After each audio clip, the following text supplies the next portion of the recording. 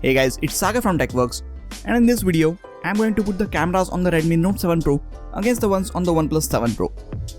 Now you might think I'm crazy to compare these two phones because the Redmi Note 7 Pro is priced at 13,999 rupees, whereas the OnePlus 7 Pro starts at 48,999 rupees. So there's a huge price gap between both of them. But despite of this big price difference, both the phones use the same 48 megapixel Sony IMX586 sensor as their primary camera. So I'm really interested in finding out if the images from both the phones are also same, or if the Snapdragon 855 processor gives the OnePlus 7 Pro an upper hand, making its images a lot better than the ones from the Redmi Note 7 Pro. OnePlus just released a software update, and they claim to have improved a few things on the OnePlus 7 Pro like HDR, low light performance, white balance issue in several scenarios, and the focusing issue I mentioned in its dedicated camera review. I have been testing this camera after the update, and personally, I don't think that this update brought any major changes to OnePlus 7 Pro's cameras.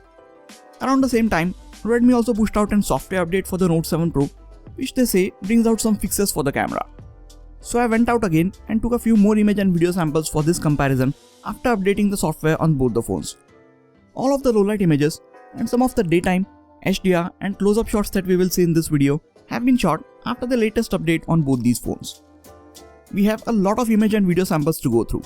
So instead of spelling out all the camera specs, I will leave them here on this slide and you can pause the video and go through them if you want. Now before moving on to the image and video samples, if you are new to this channel, I will really appreciate if you hit the subscribe button and the bell icon next to it. That way, you won't miss out on any of the amazing videos coming up on this channel. Let us start with the daylight images.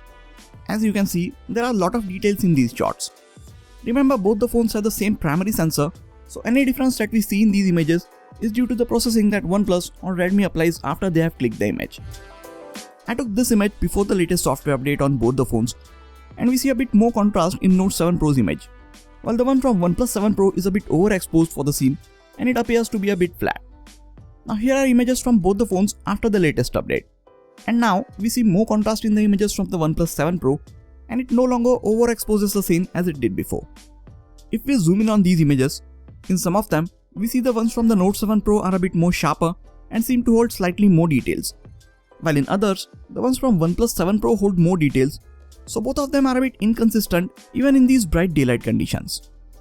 Even after the update, I find the OnePlus 7 Pro to show a bit muted colors, while colors from the Note 7 Pro look bright and vibrant. Note 7 Pro has AI scene detection, so it changes the saturation and other settings for each shot depending on the scene that you are trying to capture. In some of these shots, we see the OnePlus 7 Pro adding green tint to the overall scene. OnePlus claimed that they have fixed the white balance issue in certain scenarios with the latest software update, but in my testing, I still found it struggling to find the perfect white balance. All the images that we saw till now were shot with the default 12 megapixel mode. If you want, you can switch to the 48 megapixel mode on both these phones. When you zoom in on these 48 megapixel images, you will barely see any more details than you saw on the same images shot in 12 megapixel. Here's another shot of the same scene shot at 12 and 48 megapixel on both the phones. You can again see that there are barely any more details in the 48 megapixel images. These images are however very large in size, so I would suggest you guys to stick with the normal 12 megapixel images on both the phones, especially in lower lighting conditions. Now OnePlus 7 Pro has 3 lenses with different focal lengths, so you can take images like these by standing at the same exact spot. I like having the ultra-wide lens on smartphones, as it lets us capture a very unique perspective of the scene. Now recently there has been a bit of confusion around the telephoto lens of the OnePlus 7 Pro. At the beginning, OnePlus claimed it to be 3x optical zoom lens, but it actually gives you 2.2x optical zoom, and the remaining 0.8x is achieved via cropping in on the sensor.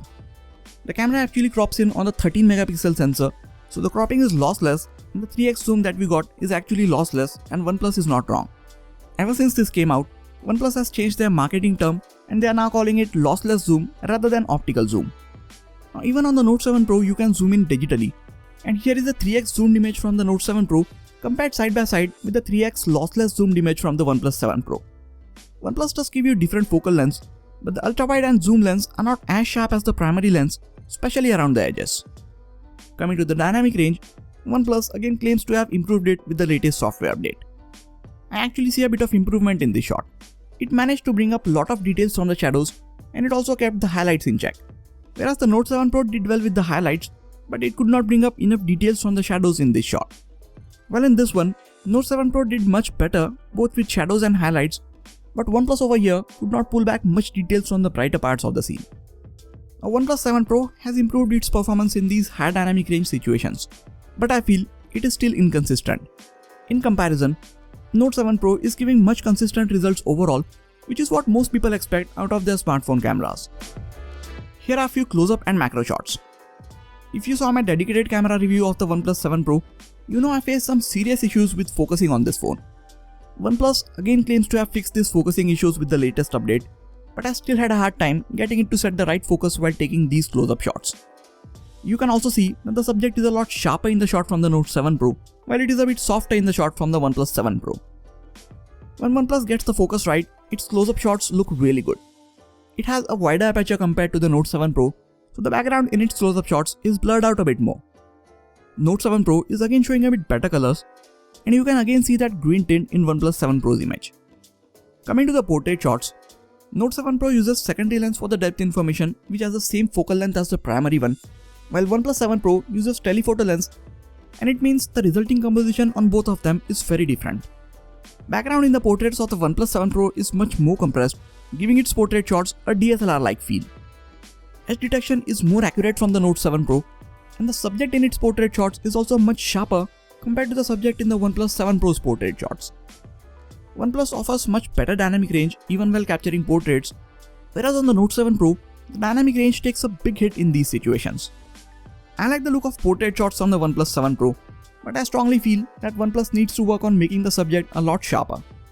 Even while trying to click portrait shots of objects, subjects are much sharper from the Note 7 Pro, and since OnePlus uses telephoto lens, you need to be far away from the subject to take these shots, which can get a bit annoying at times.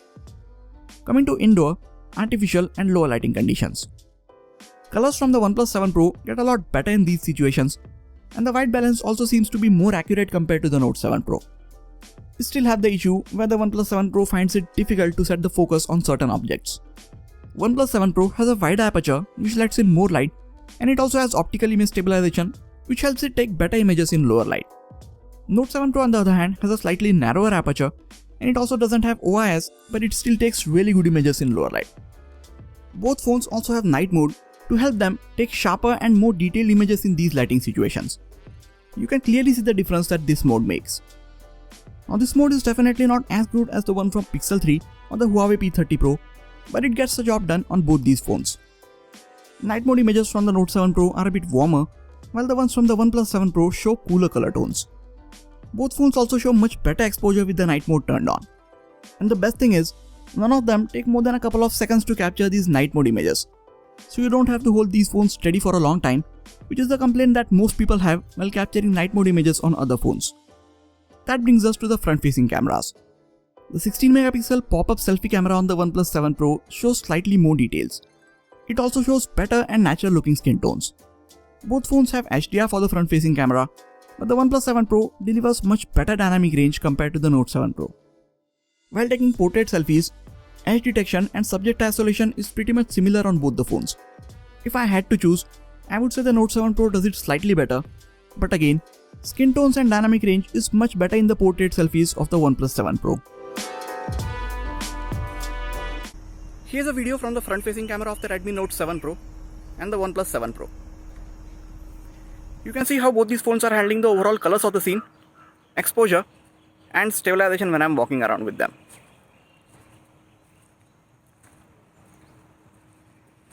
OnePlus 7 Pro can take 4K videos in up to 60 FPS. Here is a 4K 30 FPS video sample from both the phones. OnePlus offers EIS, but Note 7 Pro doesn't offer any stabilization at this resolution. 1080p 30 FPS videos get electronic stabilization on both. Note 7 Pro still drops a lot of frames while recording videos at any resolution, and Xiaomi has still not fixed this issue completely. Slow motion videos from the Note 7 Pro are so choppy that I did not even include them in this video. OnePlus 7 Pro can shoot 1080p 240 FPS and 720p 480 FPS slow motion videos. In terms of video performance, OnePlus 7 Pro is miles ahead of the Redmi Note 7 Pro. So till now, we saw over 50 image samples from both the phones. Going back to them, if I remove the labels and randomly switch them around, can you honestly tell which is from the Note 7 Pro and which is from the OnePlus 7 Pro? I think most of you can't, And this is a big win for the Redmi Note 7 Pro.